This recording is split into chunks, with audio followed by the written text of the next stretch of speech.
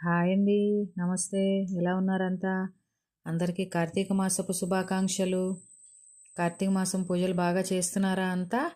ఈ కార్తీక మాసంలో ఆ శంకరుడు తన కైలాసాన్ని వదిలి భూలోకానికి 30 రోజుల పాటు వస్తారట.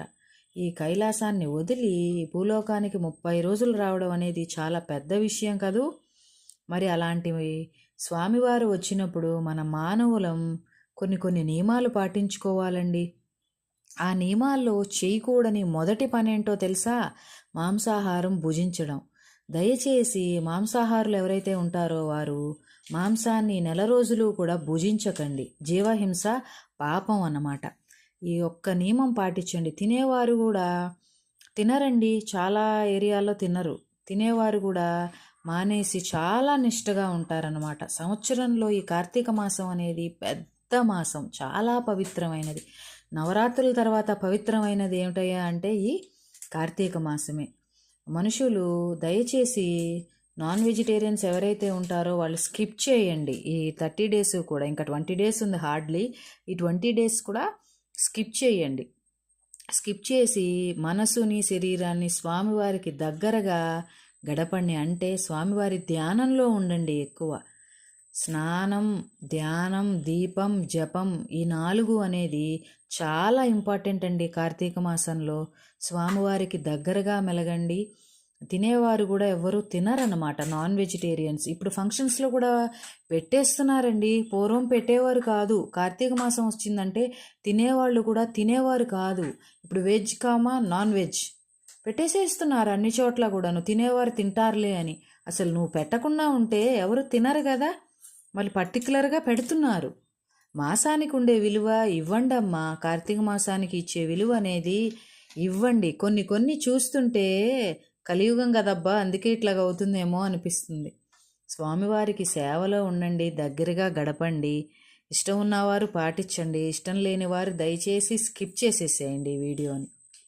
అది కొన్ని నియమాలు పాటించండి. వీలైనంత దానం చేయండి. ఎవరికైనా చక్కగా దానం చేయండి. ఏ జీవిని హింసించకండి. వీలైనంత దానం చేయడం, కుదిరినప్పుడు శివాలయ దర్శనం చేసుకోవడం, ఆ శంకరుడికి దగ్గరగా గడపటం అనేది చేయండి. అబ్బా చేసామంటే చేసాం, ఏదో దీపారాధన చేసేసాం అయిపోయింది, మన ఇష్టం వచ్చినట్టు ఉందామని ఉండకండి. మైండ్ సెట్ అనేది మార్చుకోండి. మార్చుకుని దేవుడికి దగ్గరగా గడపండి. ఇప్పుడు ఉపవాసాలు చేస్తాం మనం. ఉపవాసాలు చేసినప్పుడు ఎందుకు చేస్తాం మనం? ఆ రోజల్లా ఫుడ్ మానేస్తాం. ఎందుకు మానేస్తాము? అలా మానేయాలా అంటే మానేస్తాం అంతే. ఆ రోజు ఫుడ్ మానేస్తాము అంటే రోజు చేసే పనులకి భిన్నంగా మనం చేస్తామన్నమాట. మనం రోజు చేసేటటువంటి కార్యక్రమాలను ఆపుకొని మనం మన మనసుని శరీరాన్ని స్వామివారికి దగ్గరగా లగ్నం చేసుకుంటాం. స్వామివారిని ధ్యానిస్తామన్నమాట. సో అలాగే మీరు రెగ్యులర్గా తినేటటువంటి దాన్ని స్కిప్ చేయండి అమ్మా. స్కిప్ చేసి స్వామివారికి ఇచ్చే విలువ ఇవ్వండి. అంటే మేము విలువ ఇవ్వట్లేదా అనుకుంటారేమో, మీరు ఇస్తున్నారు, కానీ ఇంకొంచెం ఆయన విలువ పెంచితే బాగుంటుంది అనేది నా ఉద్దేశం అనమాట. మరి స్వామివారు 30 రోజుల పాటు ఆ కైలాసాన్ని వదిలి భూలోకంలో ఉంటారు అంటే అది చిన్న విషయం ఏమీ కాదు. స్వామివారి సేవలు ఇప్పుడు అన్ని చోట్ల వచ్చేసినాయి. పెద్ద పెద్ద శివాలయాల్లో కూడా లేడీస్ చక్కగా ఆ సేవకి వచ్చేస్తున్నారండి. 9 రోజులు, 10 రోజులు, 11 రోజులు అని చెప్పి ఆ స్వామివారి సేవలు చేస్తున్నారు చక్కగా లేడీస్. నాకు చాలా ఆనందం వేసింది అలాంటి వారిని చూసినప్పుడు. భలే పాజిటివ్ వైబ్స్ వస్తాయి అన్నమాట. సో ఇంట్లో పాజిటివ్ వైబ్స్ పెట్టుకోండి. స్వామివారి మీద చక్కగా అమితమైనటువంటి గౌరవం ఉండాలండి. ముందు ఒక పూజకి, ఒక పద్ధతికి ఒక గౌరవం ఉంచుకోండి. ఆ స్వామివారి కటాక్ష వీక్షణాలు మనందరి మీద ఉండాలని కోరుకుంటున్నాను. దయచేసి నాన్ వెజిటేరియన్స్ ట్రై చేయండి స్కిప్ చేయడానికి. ఇంకా హార్డ్లీ 20 డేస్ ఉంది.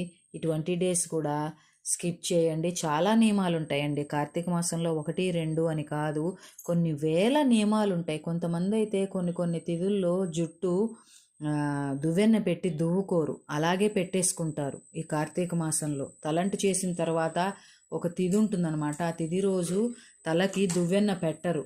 ఆయిల్ పెట్టరని అందరికీ తెలుసు, దువ్వెన్న కూడా పెట్టరని తెలుసా అందరికీ. ఇలా చిన్న నియమాల నుంచి చాలా పెద్ద నియమాలు ఉంటాయి. దయచేసి అందరూ కూడా ఆ శివయ్య మీద భక్తితో ఉండాలని, అంటే భక్తి లేదనుకోవద్దు, భక్తిగా నిష్టగా ఉండాలని నేను కోరుకుంటున్నాను. నిష్ట అనేది చాలా ఇంపార్టెంట్. మనం చేసే పని నిష్టగా చెయ్యాలి ఎవరైనా కూడా. ఓకేనండి మరి. అందరికీ కూడా శంకరుడి ఆశీస్సులు మనందరి మీద ఉండాలని కోరుకుంటూ హ్యాపీ కార్తీక మాసం. ఉంటానండి మరి.